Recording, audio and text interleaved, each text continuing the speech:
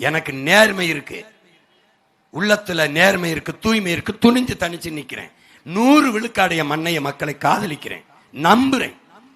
தன்னையும் நம்பாம மக்களை நம்பாதவன் தான் 2 தொகுதியில் போய் போட்டிடுவான்.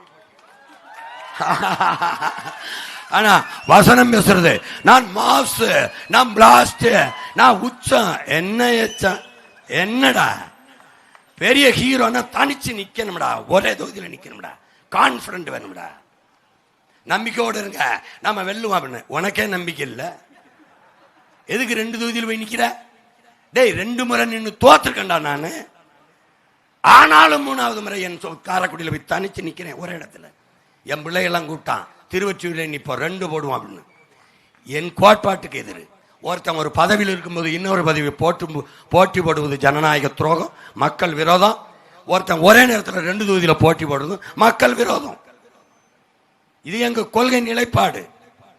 நாங்கள் தோற்றோம், வரலாற்றில் எங்க அளவுக்கு வேணும் தோற்க முடியாத அளவுக்கு தோற்றம். யாருக்கிட்ட? எங்க ஆத்தாட்ட, என் அப்பன்ட்ட, என் மாமன்ட்ட, என் மச்சன்ட்ட பெருமையா இருக்குடா. என்னை தோக்கடித்தவன் என் தாய் தந்தையர் தான். இன்னைக்கு வீழ்த்துவான்டா, இன்னைக்கு அடிப்பான், இன்னைக்கு திட்டுவான். ஒரு நாள் உச்சி முகந்து இந்த பிள்ளைகளை கொண்டாடுகிற காலமும் வரும். நாங்கள் எடுத்து வைக்கிற கருத்தை, கோட்பாட்டை கவனி. உங்கள் பிள்ளைகள் காசை முன்னிறுத்தி அரசியல் செய்யல, ஆக சிறந்த கருத்தை முன்னிறுத்தி அரசியல் செய்யறோம். கோடிகளை கொட்டி அல்ல, உயர்ந்த கொள்கைகளை முன்னிறுத்தி அரசியல் செய்யறோம்.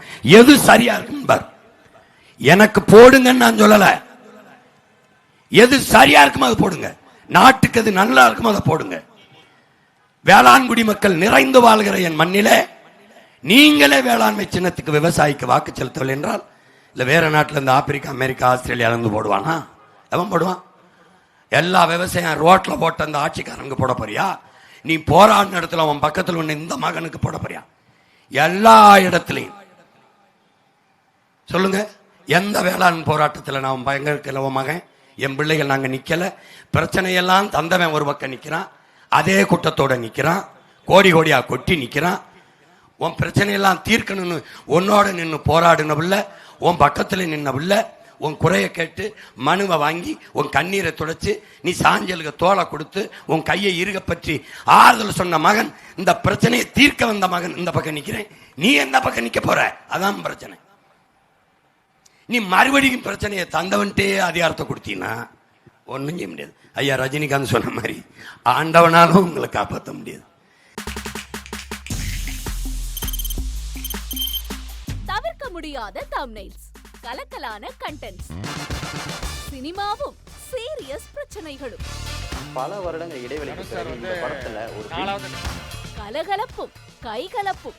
Me too, love you. Thank you so much. அந்த மாஸ் ஏத்துறது போயிட்டே தான் இருக்காரே தவிர பிரேக்கே இல்லாமல் பிரேக்கிங் நியூஸ் சொல்லும் தந்தி டிவி ஆப். இன்ஸ்டா தலைமுறை வரை இறங்கி அடிக்கும் தந்தி டிவியின் டிஜிட்டல் எக்ஸ்க்ளூசிவ். அது தண்ணிக்குள்ள போகும்போது ஹேங் ஆயிடுச்சு. உங்களுக்கு விஜய் சார் எந்த அளவுக்கு ரொம்ப பிடிக்கும்? Of course, Malayalis are huge Vijay sir fans. 2 பேருமே ரொம்ப பிடிக்கும் எனக்கு. தந்தி டிவி ஆப்பை இலவசமா டவுன்லோட் செய்யுங்க, ஃபாலோ பண்ணுங்க, சப்ஸ்கிரைப் பண்ணுங்க, என்ஜாய் பண்ணுங்க.